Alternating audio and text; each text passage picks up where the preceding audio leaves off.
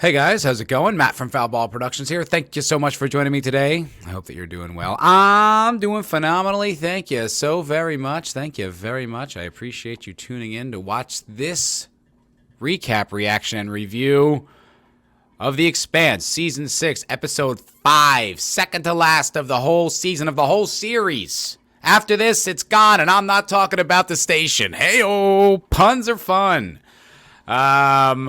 I just finished the episode, and I gotta tell you, I loved it. I loved it. I am not a mindless shill. I critique things very precisely, and I'm into it. I'm into everything that's going on this show. Nothing this season has put in front of me has bothered me. In fact, I'm loving it like the first time I watched the first 3 seasons. I feel as gripped, as compelled. I'm immersed in the world. I'm following the characters. I don't quite know where everyone's gonna change and turn and do things. It feels like vintage Expanse. It's a goddamn shame they corrected the ship with the last season. Would have been great if we got this in season 5 too. That would have been really terrific if we had 2 seasons in a row that were just utter genius. C'est la vie. We had the Cass Anvar situation and then the catastrophic world-ending flu that everyone keeps getting. What are you going to do? This is the world we live in, unfortunately. But we can be thankful for small favors, and I am very much so, because this episode was awesome. So much fun. Now, I can acknowledge that the criticism that it's all got to get wrapped up in the next episode, and there's a lot to do, and there's so much more this show tackles, and there's so many different places it can go, and it's a real shame that they only get another 60 minutes or 90 minutes, however long the last episode is going to be, to wrap it all up. And I empathize with that concern. I think it's a shame. It's a shame because the creators are proving that they do know how to make this show still. They still have the fire. They still have the passion. They still have the vision. They're not Dan and Daving it. They're not just phoning in the last season and moving on to whatever project. They clearly still love this. They still love the characters. They still love the story. And I think, considering the fact that we only have 6 episodes, that season 5 was a disaster, I would say that they are sticking the landing as best as they can. And I'm pretty happy about it. So this episode starts off with the Laconia stuff. And you got those little resurrection dog things, right? And the girl's little brother gets killed. We're not quite sure how. Looks like he got run over by something or a bunch of kids beat him up. We really don't know. But he dies in the last episode. And then the girl brings her little brother to these little resurrection dogs, and then he comes back, albeit kind of looking like one of the proto-molecule super soldiers. Looks like he's got little blue galaxies in his eyes. He kind of has like a little zombie movement and these quick little flutters that are sort of like, maybe like it looks like he's dropping a frame when he moves. It's kind of weird. And he comes back, he's like, oh, what happened? Oh, I never saw that before. And you're like, what? What didn't he see? Is he alive? Is he dead? Is he in a half-life? Is he a proto-molecule soldier? What is he? Well, guess what? We don't get an answer because they just go right into the opening credits after that. And I was like, wow, you guys are playing a brutal game because you're not messing around. That's a cliffhanger. We got 1 episode left and she's got a little zombie brother? What? What's happening here? Need more. But we didn't get it. And that's, compelling. I'm compelled. I want to see where that little story goes. The little opening vignettes. Completely atypical of the way this show's ever been done. Never seen them do this before, and I love it. I think it really works. It's really fun. And then, once it's over, it's like, then you get back into the whole show, and you're like, oh, yeah, there's all this other stuff with Holden and Marcos and the ring gate. And now the ring gate that Laconia is over, I believe, that Marcos is protecting, has now got railguns on it that are super gangster. And we see, a whole Martian squad of, big old ships just get wiped out like that. And like a woman who's been on the show for a long time, who's been like an admiral, I think, for a while, just gets wiped out. Her and her whole squad of like badass Martian warships just wiped out completely because of Marcos's railguns. I think they've been hinting at that. I think they've been talking about that they have all these new railgun platforms from Laconia or something to do with proto-molecule research. Not entirely clear as to exactly what it is, but it was pretty intense because it ain't checkmate yet. It ain't done with Marcos. There's a lot more that's going to happen with that guy. Then back on series, Avasarala has to witness that this happened, gets this insight. Her generals are like saying, oh, we got to go attack and this, that, and the other. Mars like, totally, let's get him. Avasarala doesn't think so because doesn't feel like the odds are in her favor. And then she asks Bobby what she thinks, and Bobby just straight up just tells her exactly what she thinks. She said, I think it's a time for a little less soul searching and a little more fighting back, and like yells it at her. And then and Avasarala just dismisses her. It was like, woo! Woo, woo, woo. That was good. That was an intense scene. A lot of really good one-on-one scenes in this episode. A lot of really intense dialogue and good relationship drama, all with like the stakes just underneath it, like what's going to happen.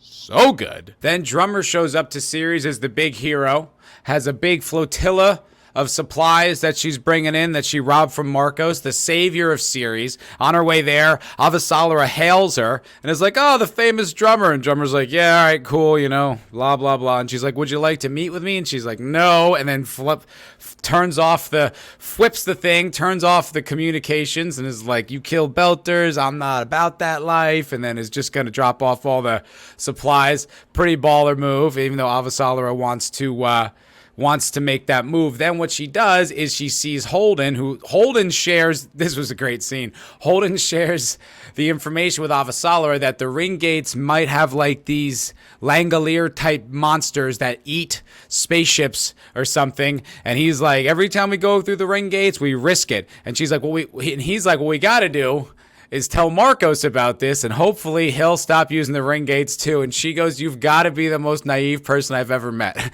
Like, when he tells her that, she goes, you're truly one of a kind, which is like code for, you're an unbelievable idiot. It was so funny. And so then she explains the whole situation with the railguns and then tries to recruit Drummer for the side of the inners, which is going to be a tough sell because Drummer hates the inners and she doesn't like how it looks being their inner puppet. She didn't even like working with the inners back in like season 4 when they were holding Medina Station. So it's a tough call. It's a tough ask. We'll see how it plays out. Then there's the whole storyline with Drummer's crew where the guy had his arm cut off last episode. Pretty brutal. And they're trying to grow it back. It's not working, this, that, and the other. And Michio Pa is like right by his side the whole time. And I was thinking back from this episode and last how, I think it was episode 1, how Michio blew it. Couldn't handle it in combat and like freaked out and pressed the wrong button when they were trying to line up this shot. It looked like Michio Pa was no good for the crew. But now you see that like this strong like empathy that she has, this sort of human kindness has like its own value.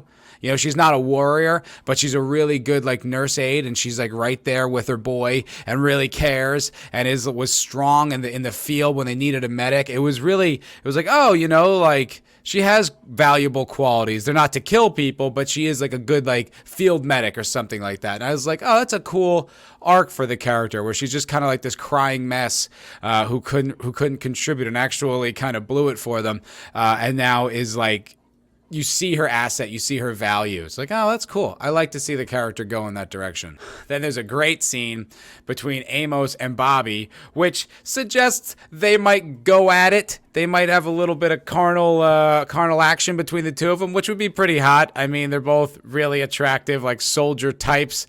That's a pretty cool development for their characters if they banged it, which I think is pretty fun. And basically, Amos is at this bar, drunk and like wide-eyed, and he like gets a bottle, and Bobby calls him over and notices he's got scratches on his neck and he's covered in glitter because he was at a brothel and he's tuned up. Then he admits to Bobby that Holden was the one who disarmed the nuke that hit the Pella, that it wasn't a malfunction, and Bobby's just like, politics sucks. I hate everybody in charge. And then they she manages to, there was a great line in that where Amos says war is no place for good people, and then Bobby's like, that's pretty much the same for everybody. And this whole talk about the man next to you and people covering your flank, and that's all you really can fight for. It was really deep, profound dialogue, and it's what ends up convincing Amos to go back to the Rossi, which was like, man, that was, it was a quick turnaround. It was a quick loss of faith on Amos's part, but it was effective. It worked because the quality of the dialogue was so high that it rushed the arc, it rushed the change, but it was still really compelling, I felt, and great dialogue. And maybe Amos and Bobby are going to bang. I'm game for that. I'm going to be witness to it. I think it's pretty great. And Marcos has a bit of fatherly pride in young Philip standing up for the cause of the Belters. And he swells with pride and joy in his boy, which was actually kind of a nice scene. And it was interesting that you're like, oh, even though they're all scumbag, murderers, mass murderers, you gotta like care about their inner dynamics of like the bad guys and the family relationship. And I was like, wow, they're making me care about this relationship. That's pretty good. That's pretty effective writing and acting and execution. Such a shame this show's over because, man, they're really hitting on all cylinders right now. They really are. And then it all wraps up with a great scene that starts with Naomi convincing Drummer to basically fight for the inners, to join forces against Marcos. Drummer's not about it. She's pissed off and then tries to tell Naomi, there's got to be another way. And she's like, yeah, I'm game for whatever that is. And then Drummer just realizes there is no other option. This is the only thing she can do. She it might look bad. It means she has to ally with her long-standing enemy. And I was pretty interesting. I really liked how Naomi characterized the fact that Avasarala used to be bad, used to do things like torture Belters, but it's not like that anymore. They've changed, and that's relevant. I thought that was like socially relevant. I was like, people like to hold on to these fights in like society or history as if it's always going to continue to be that dynamic. It's not always like that. Things evolve, things change. It's not like a static point in history that this group with this group's relation is always the same. It evolves, it changes. The dynamics change, for lack of a better word. Develop? Couldn't think of anything else. But I thought that was really insightful, relevant dialogue. I don't know if they were trying to apply it to anything, but from my point of view, I was like, that was sharp. I liked that. So eventually Drummer starts crying in Naomi's arms, which could have come across lame if it was a different character, but because it was Drummer and all we ever get to see is her be like rock solid and tough as nails, to see her have a vulnerable moment with a friend was really touching and insightful for the character. I thought it worked and played really well. And then the final scene is a really cool one between Avasarala and Drummer, where Avasarala leaves her ship and then meets Drummer in a very public area on Ceres Station to discuss whether they're going to be allies. And it was a pretty cool back and forth. And at the end, they shake hands and they're going to fight against Marcos in the final episode. I mean, I really dug it.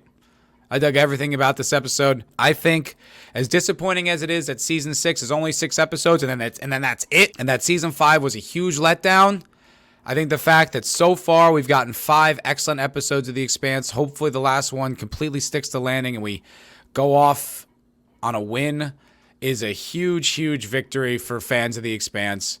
I couldn't ask for much more considering, and I'm very happy with what the show is leaving us with. I wish it could go on forever. I feel like it's a show that could. There's so many different storylines. There's so many different characters, and it could just keep going and going. As long as they keep executing, it could be a show that sticks around for a decade. But unfortunately, we're not going to get that.